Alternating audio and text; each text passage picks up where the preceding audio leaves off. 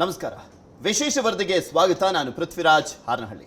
ಇವತ್ತಿನ ವಿಶೇಷ ವರದಿಯಲ್ಲಿ ಪ್ರಮುಖವಾದಂಥ 3 ಸುದ್ದಿಗಳು ಯಾವ್ದ್ಯಾವುದು ಅಂತ ನೋಡ್ತಾ ಹೋದಾದ್ರೆ, ಯಡಿಯೂರಪ್ಪನವರ ನಿವಾಸದಲ್ಲಿ ಇವತ್ತು ಬಿಜೆಪಿ ನಾಯಕರು ಸಭೆಯನ್ನ ಸೇರಿದ್ರು. ಈ ಸಭೆಯಲ್ಲಿ ಯತ್ನಾಳ್ ಅವರನ್ನ ಉಚ್ಚಾಟನೆ ಮಾಡಲೇಬೇಕು ಅಂತ ಒತ್ತಾಯವನ್ನ ಮಾಡಲಾಗಿದೆ. ಮತ್ತೊಂದು ಕಡೆ ಯತ್ನಾಳ್ ಟೀಮ್ ಹೈಕಮಾಂಡ್ ನಾಯಕರನ್ನ ಭೇಟಿ ಮಾಡಲಿಕ್ಕೆ ಮುಂದಾಗ್ತಾ ಇದ್ದಾರೆ. ಈ ಸಂದರ್ಭದಲ್ಲಿ ರಹಸ್ಯ ಸಭೆಯನ್ನ ಕೂಡ ಮಾಡಲಾಗಿದೆ. ಆ ರಹಸ್ಯ ಸಭೆಯಲ್ಲಿ ಚರ್ಚೆ ಆಗಿದ್ದಾದ್ರೂ ಏನು ಅನ್ನುವಂಥದ್ದನ್ನು ನೋಡೋಣ.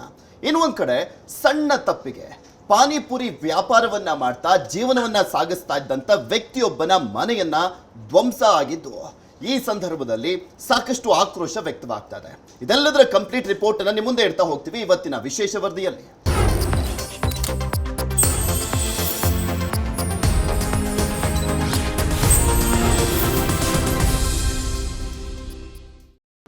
ಬಿಜೆಪಿಯಲ್ಲಿ ಬಣ ರಾಜಕೀಯ ದಿನೇ ದಿನೇ ತಾರಕಕ್ಕೇರ್ತಾ ಇದೆ. ಇದೇ ಸಂದರ್ಭದಲ್ಲಿ ಮಾಜಿ ಮುಖ್ಯಮಂತ್ರಿಗಳಾಗಿರುವಂಥ ಯಡಿಯೂರಪ್ಪನವರ ನಿವಾಸದಲ್ಲಿ ಸಭೆಯನ್ನ ಕೂಡ ಸೇರಲಾಯಿತು.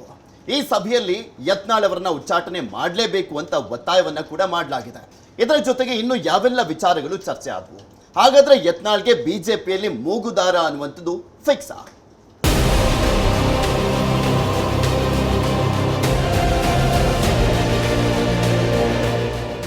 ಬಿಜೆಪಿಯಲ್ಲಿ ಈಗ ನಡೆಯುತ್ತಿರೋದು ಮುಗಿಯದ ಕದನ.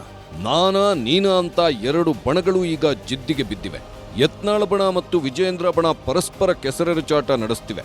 ಪಕ್ಷದಲ್ಲಿ ಬಿಎಸ್ವೈ ಮತ್ತು ವಿಜಯೇಂದ್ರ ನಾಯಕತ್ವಕ್ಕೆ ಕೊಕ್ಕೆ ಹಾಕಬೇಕು ಅಂತ ಯತ್ನಾಳ್ ಹೋರಾಟ ತೀವ್ರಗೊಳಿಸಿದ್ದಾರೆ. ಟೀಮ್ ಕಟ್ಕೊಂಡು ವಿಜಯೇಂದ್ರ ಮತ್ತು ವಿಜಯೇಂದ್ರ ಬಣದ ವಿರುದ್ಧ ಮುಗಿಬೀಳುತ್ತಿದ್ದಾರೆ. ಇತ್ತ ವಿಜಯೇಂದ್ರ ಕೂಡ ಸುಮ್ಮನೆ ಕೂತ್ಕೊಂಡಿಲ್ಲ. ಯತ್ನಾಳ್ಗೆ ಎಲ್ಲಿ ಚೆಕ್ಕಿಡಬೇಕು, ಎಲ್ಲಿ ಚೆಕ್ಕಿಟ್ರೆ ಯತ್ನಾಳ್ ಕಟ್ಟಿ ಹಾಕಬಹುದು ಅಂತ ಪ್ಲಾನ್ ಮಾಡಿ ತಂತ್ರ ರೂಪಿಸುತ್ತಿದ್ದಾರೆ. ವಿಜಯೇಂದ್ರ ಸೈಲೆಂಟ್ ಆಗಿ ತಂತ್ರ ರೂಪಿಸುತ್ತಿದ್ರೆ, ವಿಜಯೇಂದ್ರ ಬಣ ಯತ್ನಾಳ್ ಮತ್ತು ಯತ್ನಾಳ್ ಟೀಮ್ ವಿರುದ್ಧ ವೈಲೆಂಟ್ ಆಗಿ ಮುಗಿಬಿದ್ದಿದೆ. ಎಲ್ಲಿ ಹೋದ್ರೆ ಅಲ್ಲಿ ಯತ್ನಾಳ್ ಟೀಮ್ ಮೇಲೆ ಕೆಂಡದ ಮಳೆ ಸುರಿಸ್ತಿದೆ. ಮತ್ತೊಂದು ಕಡೆ ಬಿಜೆಪಿ ಕಾರ್ಯಕರ್ತರು ಕೂಡ ಯತ್ನಾಳ್ರನ್ನ ಉಚ್ಚಾಟನೆ ಮಾಡಬೇಕು ಅಂತ ಪಟ್ಟು ಹಿಡಿಯುತ್ತಿದೆ. ಈ ಬೆನ್ನಲ್ಲೇ ಬಿಎಸ್ವೈ ನಿವಾಸದಲ್ಲಿ ರಹಸ್ಯ ಸಭೆಯೊಂದು ನಡೆದಿದೆ. ಬಿಎಸ್ವೈ ಮನೆಯಲ್ಲಿ ನಡೆಯಿತು ನಿಷ್ಠ ಬಿಜೆಪಿಗರ ಮೀಟಿಂಗ್. ಜನರ ಅಭಿಪ್ರಾಯವನ್ನ ಬಿಎಸ್ವೈ ಮುಂದಿಟ್ಟ ವಿಜಯೇಂದ್ರ ಬಣ ಯತ್ನಾಳ್ ಉಚ್ಚಾಟನೆ ಫಿಕ್ಸ್ ಮಾಡೋಕೆ ರಣತಂತ್ರ ಹೂಡಿದ್ರ. ಬಿಜೆಪಿ ರೆಬೆಲ್ಸ್ ಟೀಮ್ ವಿರುದ್ಧ ವಿಜಯೇಂದ್ರ ಟೀಮ್ ಮುಗಿಬಿದ್ದಿರೋದು ಎಲ್ಲರಿಗೂ ಗೊತ್ತಿರೋ ವಿಚಾರ. ರೆಬೆಲ್ಸ್ ವಿರುದ್ಧ ದಾವಣಗೆರೆಯಲ್ಲಿ ಶಕ್ತಿ ಪ್ರದರ್ಶನ ನಡೆಸಲಿರೋ ವಿಜಯೇಂದ್ರ ಬಣ ಇದಕ್ಕಾಗಿ ಪ್ಲಾನ್ ಮಾಡ್ತಿದೆ. ಶಕ್ತಿ ಪ್ರದರ್ಶನಕ್ಕೂ ಮುನ್ನ ರಾಜ್ಯದ ಹಲವು ದೇವಾಲಯಗಳಿಗೆ ಭೇಟಿ ನೀಡಿದೆ. ಮೊದಲು ಕೋಲಾರದ ಕುರುಡುಮಲೆ ದೇವಸ್ಥಾನಕ್ಕೆ ಭೇಟಿ ನೀಡಿ ವಿಶೇಷ ಪೂಜೆ ಸಲ್ಲಿಸಿದ್ದ ವಿಜಯೇಂದ್ರ ಬಣ ಯತ್ನಾಳ್ ವಿರುದ್ಧ ಕಿಡಿಕಾರಿತ್ತು. ಆನಂತರ ಮೈಸೂರಿನ ಚಾಮುಂಡೇಶ್ವರಿ ದೇವಾಲಯಕ್ಕೆ ಹೋಗಿ ದುಷ್ಟ ಸಂಹಾರ ಆಗುತ್ತೆ ಅಂತ ಹೇಳಿತ್ತು. ನಂತರ ಸುದ್ದಿಗೋಷ್ಠಿ ನಡೆಸಿ ಯತ್ನಾಳ್ ಮತ್ತು ಯತ್ನಾಳ್ ಬಣಕ್ಕೆ ಎಚ್ಚರಿಕೆ ನೀಡಿತ್ತು. ಅದೇ ಸುದ್ದಿಗೋಷ್ಠಿಯಲ್ಲಿ ಕಾರ್ಯಕರ್ತರು ಕೆಂಡ ಕಾರಿದ್ದರು. ಯತ್ನಾಳ್ರನ್ನ ಕೂಡಲೇ ಪಕ್ಷದಿಂದ ಉಚ್ಚಾಟನೆ ಮಾಡಿ ಅಂತ ಗದ್ದಲ ಗಲಾಟೆ ಮಾಡಿದ್ರು. ಅವರನ್ನೆಲ್ಲ ಸಮಾಧಾನ ಮಾಡಿದ್ದ ಬಿವೈವಿ ಬಣ ಭಾನುವಾರ ಬೆಳ್ಳಂಬೆಳಿಗ್ಗೆ ಮಾಜಿ ಸಿಎಂ ಬಿಎಸ್ವೈ ನಿವಾಸಕ್ಕೆ ಎಂಟ್ರಿ ಕೊಟ್ಟಿದೆ.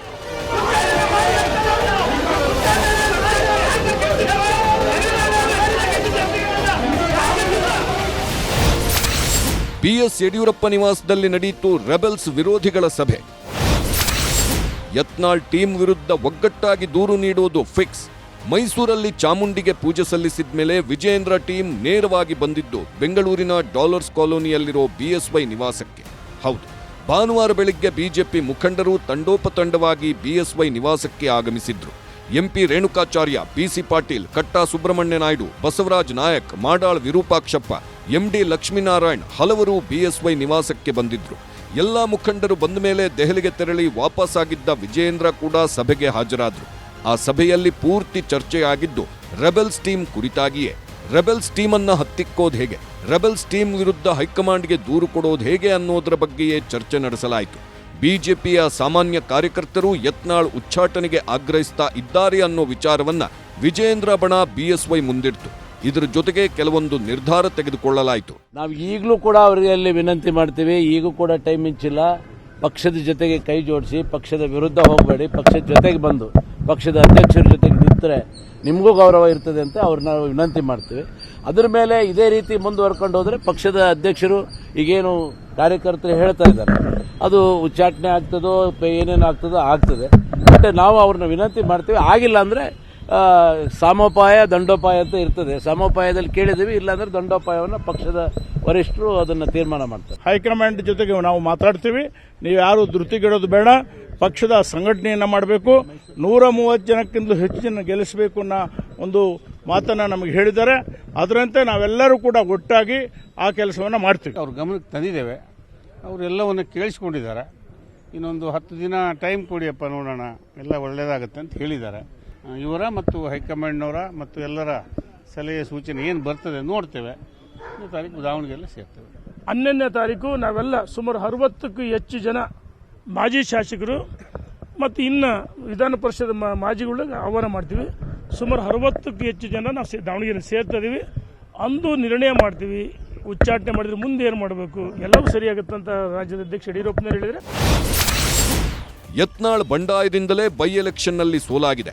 ಆದ್ದರಿಂದ ಯತ್ನಾಳ್ ವಿರುದ್ಧ ಶಿಸ್ತು ಕ್ರಮ ಆಗಲೇಬೇಕು. ಪಕ್ಷದಲ್ಲಿನ ಭಿನ್ನಮತಕ್ಕೆ ಕಡಿವಾಣ ಬೀಳಲೇಬೇಕು. ಯತ್ನಾಳ್ ವಿರುದ್ಧ ಕಠಿಣ ಕ್ರಮವಾದರೆ ಮಾತ್ರ ಉಳಿದವರು ಸೈಲೆಂಟ್ ಆಗ್ತಾರೆ. ಆದ್ದರಿಂದ ನೀವೇ ದೂರು ಕೊಡಿ ಅಂತ ಸಭೆಯಲ್ಲಿ ಬಿಎಸ್ವೈಗೆ ಒತ್ತಾಯಿಸಲಾಯಿತು. ಬಿಎಸ್ವೈ ದೂರಿನ ನಂತರ ಬಿವೈವಿ ಬಣದಿಂದಲೂ ದೂರು ನೀಡಲಾಗುತ್ತೆ ಅಂತ ನಿರ್ಧಾರ ಮಾಡಲಾಯಿತು.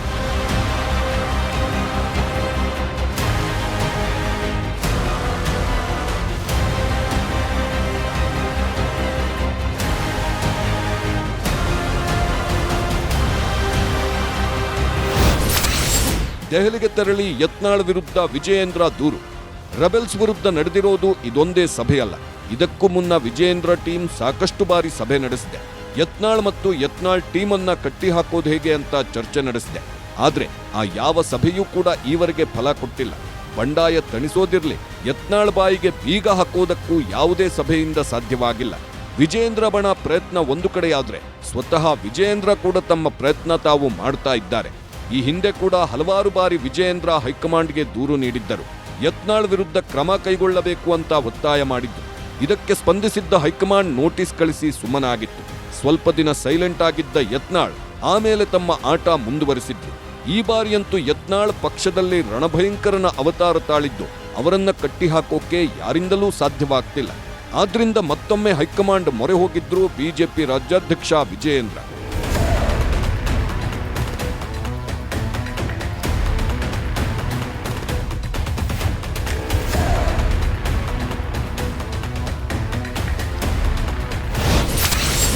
ಯಾರ ವಿರುದ್ಧವೂ ಚಾಡಿ ಹೇಳಿಲ್ಲ, ಉಚ್ಚಾಟನೆ ಬಗ್ಗೆಯೂ ಮಾತಾಡಿಲ್ಲ. ಯಾರದ್ದೋ ಗನ್, ಯಾರದ್ದೋ ಹೆಗಲು, ಹೊಸ ರಹಸ್ಯ ಹುಟ್ಟುಹಾಕಿದ ಬಿವೈವಿ. ಎಸ್, ವಿಜಯೇಂದ್ರ ದೆಹಲಿಗೆ ಹೋಗಿದ್ರು. ಯತ್ನಾಳ್ ಬಗ್ಗೆ ದೂರು ಕೊಡೋ ವಿಚಾರಕ್ಕೆ ಸಂಬಂಧಿಸಿದಂತೆ ಮಾತನಾಡಿರೋ ವಿಜಯೇಂದ್ರ ಆದರೆ ಯಾರ ವಿರುದ್ಧವೂ ಚಾಡಿ ಹೇಳಿಲ್ಲ. ಯತ್ನಾಳ್ ಅವರನ್ನ ಉಚ್ಚಾಟನೆ ಮಾಡಿಸೋ ವಿಚಾರದ ಬಗ್ಗೆಯೂ ಮಾತಾಡಿಲ್ಲ. ಅದರ ಅವಶ್ಯಕತೆಯೂ ನನಗಿಲ್ಲ ಎಂದಿದ್ದಾರೆ. ಕೆಲವರು ಯತ್ನಾಳ್ ಹೆಗಲ ಮೇಲೆ ಗನ್ನಿಟ್ಕೊಂಡು ಗುಂಡು ಹಾರಿಸುವ ಕೆಲಸ ಮಾಡುತ್ತಿದ್ದಾರೆ. ಯಡಿಯೂರಪ್ಪ ಮತ್ತು ವಿಜಯೇಂದ್ರಗೆ ಬೈಯೋದನ್ನೇ ಕೆಲವರು ಪದವಿ ಅಂದ್ಕೊಂಡಿದ್ದಾರೆ. ಯತ್ನಾಳ್ ಉಚ್ಚಾಟನೆ ಬಗ್ಗೆ ಸಾಮಾನ್ಯ ಕಾರ್ಯಕರ್ತರು ಮಾತಾಡ್ತಾ ಇದ್ದು ಹೈಕಮಾಂಡ್ ಸೂಕ್ತ ನಿರ್ಧಾರ ತೆಗೆದುಕೊಳ್ಳಲಿದೆ ಎಂದಿದ್ದಾರೆ. ವಿಜಯೇಂದ್ರ ಯಾರೋ ಯತ್ನಾಳ್ ಹೆಗಲ ಮೇಲೆ ಗನ್ನು ಇಟ್ಟು ಗುಂಡು ಹಾರಿಸುತ್ತಿದ್ದಾರೆ ಅಂತ ಹೇಳಿದ್ದು ಕೆಲವೊಂದು ಕುತೂಹಲ ಹುಟ್ಟಾಕಿದೆ. ಒಂದಿನ ಸರಿ 2 ದಿನ ಸರಿ ದಿನ ಬೆಳಗಾದ್ರೂ ಕೂಡ ಯಡಿಯೂರಪ್ಪನ ಟೀಕೆ ಮಾಡ್ತಕ್ಕಂಥದ್ದು, ರಾಜ್ಯದ ಅಧ್ಯಕ್ಷರ ಬಗ್ಗೆ ಟೀಕೆಯನ್ನು ಮಾಡ್ತಾ ಇರ್ತಕ್ಕಂಥದ್ದು, ಕಾರ್ಯಕರ್ತರಂತೂ ಸಾಕಷ್ಟು ಬೇಸತ್ತಿದ್ದಾರೆ. ಈ ನಡವಳಿಕೆಯಿಂದ ಅಥವಾ ಯಡಿಯೂರಪ್ಪನವರು ಬಯೋದ್ರಿಂದ ಅವರೇನೋ ರಾಜ್ಯದಲ್ಲಿ ಎತ್ತರಕ್ಕೆ ಬೆಳೀತಾರೆ ಅನ್ನೋ ಭ್ರಮೆನಲ್ಲಿದ್ದರೆ ಖಂಡಿತ ಅದು ಸಾಧ್ಯ ಇಲ್ಲ. ಕಾರ್ಯಕರ್ತರು ಕೂಡ ಇಡೀ ಶಾಪವನ್ನು ಹಾಕ್ತಾ ಇದ್ದಾರೆ. ಎಲ್ಲೋ ಒಂದ್ ಕಡೆ ಎಲ್ಲದಕ್ಕೂ ಕೂಡ ಇತಿಶ್ರೀ ಹಾಡಬೇಕು ಅನ್ನುವ ಅಪೇಕ್ಷೆ ಕಾರ್ಯಕರ್ತರದ್ದು ಕೂಡ ಇದೆ. ಯಾರ ಗಮನಕ್ಕೆ ತರಬೇಕು ಅದು ತಂದಿದ್ದೇನೆ. ಇವತ್ತು ವಿಜಯೇಂದ್ರ ಏನೋ ಮಾತನಾಡ್ತಿಲ್ಲ ಅಂತ ಹೇಳಿದ್ರೆ ಅಥವಾ ನಾನೇನೋ ಮಾತನಾಡ್ತಿಲ್ಲ ಅಂತ ಹೇಳಿದ್ರೆ ಅದು ನಮ್ಮ ಅಸಮರ್ಥತೆ ಅಂತ ಅನ್ಕೊಂಡ್ರೆ ತಪ್ಪಾಗ್ತದೆ. ಯಡಿಯೂರಪ್ಪನವ್ರು ಟೀಕೆ ಮಾಡೋದ್ರಿಂದ ಮತ್ತು ಈ ರೀತಿ ದಿನ ಬೆಳಗಾದ್ರೂ ನನ್ನ ಬಗ್ಗೆ ಯಡಿಯೂರಪ್ಪನವ್ರ ಬಗ್ಗೆ ಮಾತನಾಡೋದ್ರಿಂದ ಏನಾದರೂ ವಿಜೇಂದ್ರನ ಅಧ್ಯಕ್ಷ ಸ್ಥಾನದಿಂದ ಬದಲಾವಣೆ ಮಾಡ್ತಾರೆ ಅನ್ನೋ ಭ್ರಮೆನಲ್ಲಿದ್ದರೆ ಖಂಡಿತ ಕೂಡ ಅದು ಅವ್ರ ಆಸೆ ಈಡೇರೋದಿಲ್ಲ. ಇದರ ನಡುವೆನೂ ಸಹ ನನ್ನ ತಾಳ್ಮೆಯನ್ನು ಹಿಡ್ಕೊಂಡು ವರಿಷ್ಠರು ಇವತ್ತೇನು ಇಷ್ಟು ದೊಡ್ಡ ಜವಾಬ್ದಾರಿಯನ್ನು ಕೊಟ್ಟಿದ್ದಾರೆ, ಆ ಜವಾಬ್ದಾರಿಯನ್ನು ನನ್ನ ಸಾಮರ್ಥ್ಯಕ್ಕೂ ಮೀರಿ ನಿಭಾಯಿಸ್ತಕ್ಕಂಥ ಪ್ರಯತ್ನ ನಾನು ಮಾಡ್ತಾ ಇದ್ದೇನೆ, ಯಶಸ್ಸನ್ನು ಕೂಡ ಆಗ್ತಾ ಇದ್ದೇನೆ. ಇವ್ರು ಯಾರು ಹೇಳಿಕೆಗಳನ್ನು ಕೊಡ್ತಾರೆ, ಇವ್ರು ಬಾಯಿ ಮುಚ್ಚಿಸ್ತಕ್ಕಂಥ ಶಕ್ತಿ ಅಂತೂ ನನಗಿಲ್ಲ. ಆದರೆ ಕಾರ್ಯಕರ್ತರು ಖಂಡಿತ ಇದೆ. ಹೈಕಮಾಂಡ್ ಕೂಡ ಎಲ್ಲವನ್ನು ಕೂಡ ಗಮನಿಸ್ತಾ ಇದ್ದಾರೆ. ವಿಜಯೇಂದ್ರ ದೆಹಲಿಗೆ ಹೋಗಿ ಬಂದಾಯ್ತು, ಬಂಡಾಯ ನಿವಾರಿಸಿ ಅಂತ ಮನವಿಯನ್ನೂ ಮಾಡಿದ್ದಾಯ್ತು. ಇನ್ನು ಕೆಲವೇ ದಿನಗಳಲ್ಲಿ ಬಿಎಸ್ವೈ ಕೂಡ ದೆಹಲಿಗೆ ಹೋಗೋ ಸಾಧ್ಯತೆ ಇದೆ. ಬಿಎಸ್ವೈ ಮನೆಯಲ್ಲಿ ನಡೆದಿರೋ ತೀರ್ಮಾನದಂತೆ ಬಿಎಸ್ವೈ ದೂರು ಕೊಟ್ಟ ನಂತರ ವಿಜಯೇಂದ್ರ ಬಣವೂ ಕೂಡ ಹೈಕಮಾಂಡ್ ಬಳಿಗೆ ತೆರಳಿ ದೂರು ನೀಡಬಹುದು ಎಂದು ಹೇಳಲಾಗ್ತಿದೆ. ಆದ್ರೆ ಬಿಎಸ್ವೈ ಮತ್ತು ವಿಜಯೇಂದ್ರ ಬಣ ದೆಹಲಿಗೆ ತೆರಳುವುದಕ್ಕೂ ಮುನ್ನ ರೆಬೆಲ್ಸ್ ಟೀಮ್ ದೆಹಲಿಗೆ ತೆರಳು ಎಲ್ಲಾ ಸೂಚನೆ ಇದ್ದು ಕುತೂಹಲ ಹುಟ್ಟುಹಾಕಿದೆ.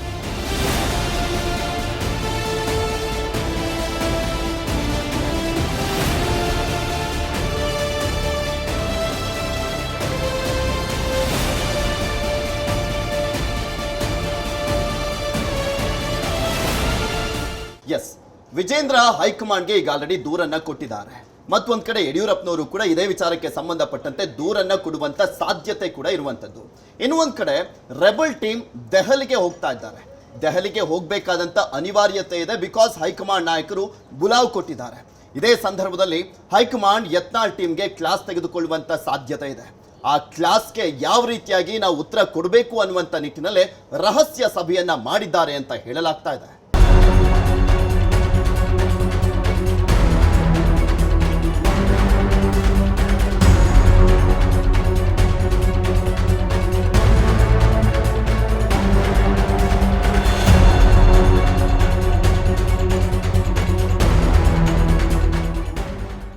ಯತ್ನಾಳ್ ಕಟ್ಕೊಂಡಿರೋ ರೆಬೆಲ್ಸ್ ಟೀಮ್ ಬಿಜೆಪಿಯಲ್ಲಿ ಸೃಷ್ಟಿಸಿರೋ ವಿಧ್ವಂಸ ಅಷ್ಟಿಷ್ಟಲ್ಲ. ರೆಬೆಲ್ಸ್ ಟೀಮ್ ಚಿಕ್ಕದಾದ್ರೂ ಅದು ಕೇಸರಿಪಾಳ್ಯದಲ್ಲಿ ಉಂಟು ಮಾಡಿರೋ ಅವಾಂತರ ಬಲು ದೊಡ್ಡದು. ಇದೇ ಚಿಕ್ಕ ಟೀಮನ್ನು ನೋಡಿದ್ರೆ ಬಿಜೆಪಿಯ ಇತರ ನಾಯಕರು ಹೆದರುತ್ತಾರೆ. ವಿಜಯೇಂದ್ರ ಬಣ ಮಾತ್ರ ಅಲ್ಲ, ಬೇರೆ ಯಾರೂ ಕೂಡ ಯತ್ನಾಳ್ ಟೀಮ್ ವಿರುದ್ಧ ಮಾತಾಡೋಕೆ ಹಿಂದೆ ಮುಂದೆ ನೋಡೋ ಪರಿಸ್ಥಿತಿ ನಿರ್ಮಾಣವಾಗಿದೆ. ಬಿಜೆಪಿಯಲ್ಲಿ ಹಿರಿಯರು ಅಂತ ಅನ್ನಿಸ್ಕೊಂಡಿರೋರು ಕೂಡ ಯತ್ನಾಳ್ ಬಗ್ಗೆ ಆಗಲಿ, ಯತ್ನಾಳ್ ಟೀಮ್ ಬಗ್ಗೆ ಮಾತಾಡಬೇಕು ಅಂದ್ರೆ 2 ಬಾರಿ ಯೋಚಿಸ್ತಾರೆ. ಆಕಸ್ಮಿಕವಾಗಿ ಯಾರಾದರೂ ಮಾತಾಡಿದ್ರೆ ಅವರು ಯತ್ನಾಳ್ ಅವರ ಬೆಂಕಿ ಮಾತುಗಳಿಗೆ ಭಸ್ಮವಾಗುವುದು ಗ್ಯಾರಂಟಿ. ಇಂಥ ಯತ್ನಾಳ್ ಅಂಡ್ ಟೀಮ್ ದೆಹಲಿಗೆ ಹೋಗೋಕೆ ತಯಾರಿ ನಡೆಸ್ತಿದೆ. ಬಿಎಸ್ವೈ ಮತ್ತು ವಿಜೇಂದ್ರ ವಿರುದ್ಧ ತಮ್ಮ ಆಕ್ರೋಶವೇಕೆ ಅನ್ನೋ ಪ್ರಶ್ನೆಗೆ ತಮ್ಮದೇ ವರ್ಷನ್ನಲ್ಲಿ ಉತ್ತರ ಕೊಡೋಕೆ ಎಲ್ಲಾ ರೀತಿಯ ಸಿದ್ಧತೆ ನಡೆಸಿದ್ದಾರೆ.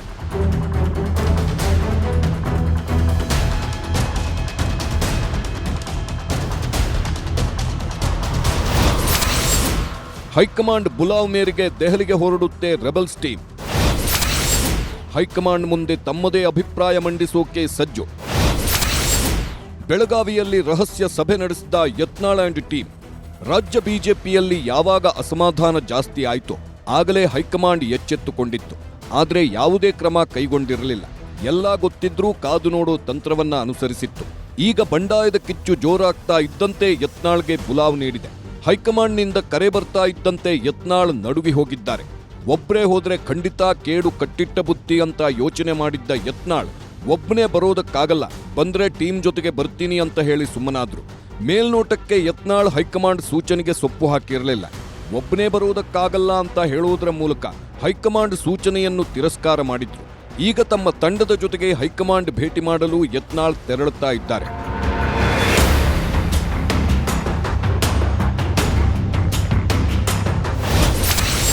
ಹೈಕಮಾಂಡ್ ಭೇಟಿಗೂ ಮುನ್ನ ಬೆಳಗಾವಿಯಲ್ಲಿ ರಹಸ್ಯ ಸಭೆ. ಹೈಕಮಾಂಡ್ ಮುಂದೆ ಏನು ಮಾತಾಡಬೇಕು ಎಂಬ ಬಗ್ಗೆ ಚರ್ಚೆ. ಯತ್ನಾಳ್ ಮತ್ತು ಯತ್ನಾಳ್ ಟೀಮ್ ಹೈಕಮಾಂಡ್ ಭೇಟಿಯಾದ್ರೆ ಹೈಕಮಾಂಡ್ ಕ್ಲಾಸ್ ತಗೊಳ್ಳೋದು ಪಕ್ಕಾ ಅಂತ ಹೇಳಲಾಗ್ತಿದೆ. ಉಪಚುನಾವಣೆಯಲ್ಲಿ ಸೋಲಿಗೆ ಯತ್ನಾಳ್ ಬಂಡಾಯವೇ ಕಾರಣ ಅಂತ ಆರೋಪಗಳು ಕೇಳಿಬರ್ತಾ ಇರೋದ್ರಿಂದ ಇದೇ ವಿಚಾರವನ್ನ ಇಟ್ಕೊಂಡು ಹೈಕಮಾಂಡ್ ಲೆಫ್ಟ್ ಟು ರೈಟು ತಗೊಳ್ಬಹುದು ಅಂತ ಅಂದಾಜುಗಳಿವೆ. ಒಂದು ವೇಳೆ ಇದೆಲ್ಲ ಕೇಳಲಿಲ್ಲ ಅಂದ್ರು ಕಡೇ ಪಕ್ಷ ನಿಮ್ ಬಂಡಾಯಕ್ಕೆ ಕಾರಣ ಏನು ಅಂತಾದ್ರೂ ಹೈಕಮಾಂಡ್ ಕೇಳುತ್ತೆ. ಹೈಕಮಾಂಡ್ ಆ ರೀತಿ ಪ್ರಶ್ನೆ ಕೇಳಿದಾಗ ಯಾವ ಉತ್ತರ ನೀಡಬೇಕು ಅನ್ನೋದರಲ್ಲಿ ಗೊಂದಲವಾಗಬಾರದು ಅನ್ನೋ ಕಾರಣಕ್ಕೆ ಯತ್ನಾಳ್ ಅಂಡ್ ಟೀಮ್ ಬೆಳಗಾವಿಯಲ್ಲಿ ರಹಸ್ಯ ಸಭೆ ನಡೆಸಿದೆ. ಬೆಳಗಾವಿಯ ಖಾಸಗಿ ಹೋಟೆಲ್ನಲ್ಲಿ ರಹಸ್ಯ ಸಭೆ ನಡೆಸಲಾಗಿದ್ದು ಹೈಕಮಾಂಡ್ ಯಾವ ಪ್ರಶ್ನೆ ಕೇಳಿದ್ರೆ ಯಾವ ಉತ್ತರ ನೀಡಬೇಕು ಅನ್ನೋದರ ಬಗ್ಗೆ ಚರ್ಚೆಯಾಗಿದೆಯಂತೆ.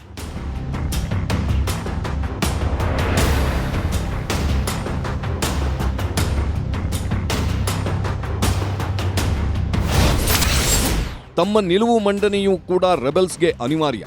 ಹೈಕಮಾಂಡ್ ಕೇಳಿದ ಪ್ರಶ್ನೆಗಳಿಗೆ ಉತ್ತರ ಕೊಡುವುದು ಮಾತ್ರವಲ್ಲ, ತಾವು ಅಂದುಕೊಂಡಿರುವುದನ್ನು ಸಾಧಿಸೋದು ಕೂಡ ರೆಬೆಲ್ಸ್ ಟೀಮ್ಗಿರೋ ಮತ್ತೊಂದು ಸವಾಲು. ಹೌದು, ರೆಬೆಲ್ಸ್ಗಳಿಗಿರೋ ಮೇನ್ ಟಾರ್ಗೆಟ್ ಸದ್ಯಕ್ಕೆ ವಿಜಯೇಂದ್ರ ಅವರನ್ನು ಬಿಜೆಪಿ ರಾಜ್ಯಾಧ್ಯಕ್ಷ ಸ್ಥಾನದಿಂದ ಕೆಳಗಿಳಿಸೋದು. ಆ ಕಾರಣಕ್ಕಾಗಿ ಯಾವ್ಯಾವ ಅಂಶಗಳನ್ನು ಮಂಡಿಸಿದ್ರೆ ಹೈಕಮಾಂಡ್ ತಮ್ಮ ಪರವಾಗಿ ಒಲವು ತೋರ್ತಾರೆ ಅನ್ನೋದನ್ನು ಕೂಡ ರಹಸ್ಯ ಸಭೆಯಲ್ಲಿ ಚರ್ಚಿಸಲಾಗಿದೆಯಂತೆ.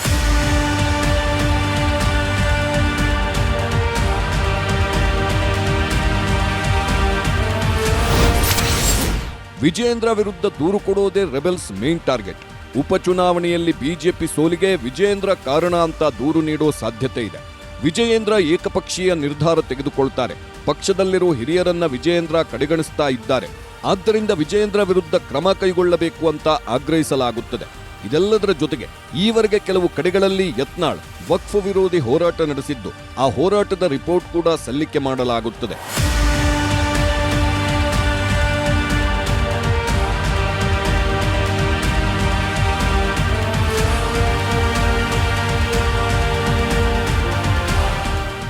ಯತ್ನಾಳ್ ಅಂಡ್ ಟೀಮ್ ಇದೆಲ್ಲ ಪ್ಲಾನ್ ಮಾಡಿಕೊಂಡಿದೆ.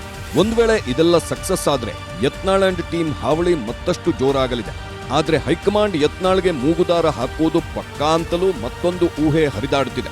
ಈ ಹಿಂದೆ ಯತ್ನಾಳ್ ಒಂದು ಮಾತು ಹೇಳಿದ್ರು, ಯಾರು ಏನೇ ಮಾಡಿದ್ರು ನನ್ನ ಹೋರಾಟ ನಿಲ್ಲಿಸಲ್ಲ ಅಂತ ಹೇಳಿ ಬಿಎಸ್ವೈ ಮತ್ತು ವಿಜಯೇಂದ್ರಗೆ ಟಾಂಗ್ ನೀಡಿದ್ರು. ಈಗಲೂ ಪಕ್ಷದಿಂದ ಉಚ್ಚಾಟನೆ ಮಾಡುವುದರ ಬಗ್ಗೆ ಯತ್ನಾಳ್ ಮಾತಾಡಿದ್ದಾರೆ. ಸುಮಾರು 15 ವರ್ಷಗಳಿಂದ ಶಿಸ್ತು ಕ್ರಮ, ಪಕ್ಷದಿಂದ ಉಚ್ಚಾಟನೆ ಅಂತ ವದಂತಿಗಳು ಓಡಾಡ್ತಿವೆ. ಆದರೆ ಹೈಕಮಾಂಡ್ ಯಾವುದೇ ಕ್ರಮ ಕೈಗೊಂಡಿಲ್ಲ. ನಮ್ಮ ಹೋರಾಟ ಸರಿಯಾಗಿರೋ ಕಾರಣದಿಂದಲೇ ಹೈಕಮಾಂಡ್ ಸುಮ್ಮನಿದೆ ಅಂತ ಯತ್ನಾಳ್ ತಿರುಗೇಟು ನೀಡಿದ್ದಾರೆ. ನಾಳೆ ನಾವೆಲ್ಲರೂ ದೆಹಲಿಗೆ ಹೋಗ್ತಾ ಇದ್ದೀವಿ. ನಾವು ಅಲ್ಲಿ ಹೋಗಿ ಒಂದು ಏನು ಇಲ್ಲಿವರೆಗೆ ನಾವು ಏನೇನು ರೈತರ ಮಠಗಳು, ಮಂದಿರಗಳ ಏನು ವಕಫ್ ಆಗಿದೆ ಅದ್ರ ಬಗ್ಗೆ ಮಾಹಿತಿ ಕೊಡ್ತೀವಿ. ನಮಗೆ ಸಂಬಂಧಪಟ್ಟಿದ್ದು ಜಾಯಿಂಟ್ ಪಾರ್ಲಿಮೆಂಟರಿ ಕಮಿಟಿ, ಅಲ್ಲಿ ಸದಸ್ಯರುಗಳು ಭೇಟಿ ಆಗ್ತೀವಿ, ಅಲ್ಲಿ ಅಧ್ಯಕ್ಷರಿಗೆ ಭೇಟಿ ಆಗ್ತೀವಿ. ಅಷ್ಟಕ್ಕೆ ಸೀಮಿತವಾಗಿ ನಮಗೆ ಕೇರ್ಲೆಸ್ ಇದೆ. ಅದನ್ನು ಇವತ್ತು ನೀವು ಇನ್ನು ಮ್ಯಾಗರ್ ನಿನ್ನೆ ರಾತ್ರಿದು ಹೊಡಿಲಾಕತ್ತೀರಿ ನಿಮ್ಮ ಚಾನಲ್ದವ್ರು. ಇನ್ನು ಮ್ಯಾಗರ್ ಹೇಳಿ 15 ವರ್ಷದ ಇದು ನಡೆದಿದೆ, ಯಾಕೆ ಉಚ್ಚಾಟನೆ ಆಗ್ತಾ ಇಲ್ಲ? ಒಂದು ತಾಸದ ಎಪಿಸೋಡ್ ಮಾಡಿರಿ. ಯತ್ನಾಳ್ ಮತ್ತು ವಿಜಯೇಂದ್ರ ನಡುವೆ ಮೊದಲೇ ಇದ್ದ ಬೆಂಕಿಗೆ ತುಪ್ಪ ಸುರಿದಿದ್ದು ವಕ್ಫ್ ವಿಚಾರ. ವಕ್ಫ್ ವಿಚಾರದಲ್ಲಿ ನಾನೊಂದು ತೀರಾ ನೀನೊಂದು ತೀರಾ ಅನ್ನೋ ಸ್ಥಿತಿಗೆ ಯತ್ನಾಳ್ ಮತ್ತು ವಿಜಯೇಂದ್ರ ತಲುಪಿದ್ರು.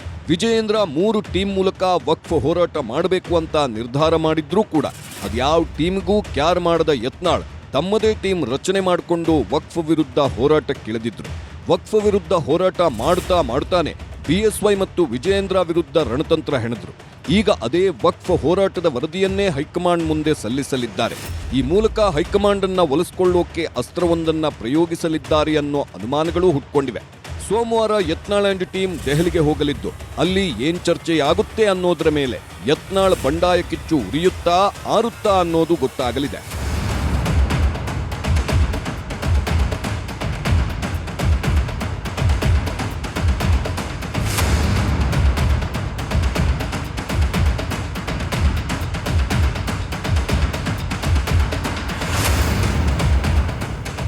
ಕಮಲಪಾಳ್ಯದಲ್ಲಿ ಬಂಡಾಯದ ಬೆಂಕಿ ಹೊತ್ತಿ ಉರಿತಾ ಇದೆ. ಈ ಬೆಂಕಿಗೆ ಬಿಜೆಪಿ ಕಂಗಾಲಾಗಿ ಹೋಗಿದೆ. ಇದು 2ನೇ ಸುದ್ದಿ. ಇನ್ನು 3ನೇ ಸುದ್ದಿಯಲ್ಲಿ ಆ ಸಣ್ಣ ತಪ್ಪಿಗೆ 3 ಮನೆಗಳು ಧ್ವಂಸವಾಗಿದೆ. ಧ್ವಂಸ ಆಗ್ಲಿಕ್ಕೆ ಕಾರಣ ಆದ್ರೂ ಏನು? ಯಾವ ಕಾರಣಕ್ಕೋಸ್ಕರ 3 ಮನೆಗಳು ಬೆಂಕಿಗೆ ಹೊತ್ತಿ ಉರಿದಿರುವಂಥದ್ದು?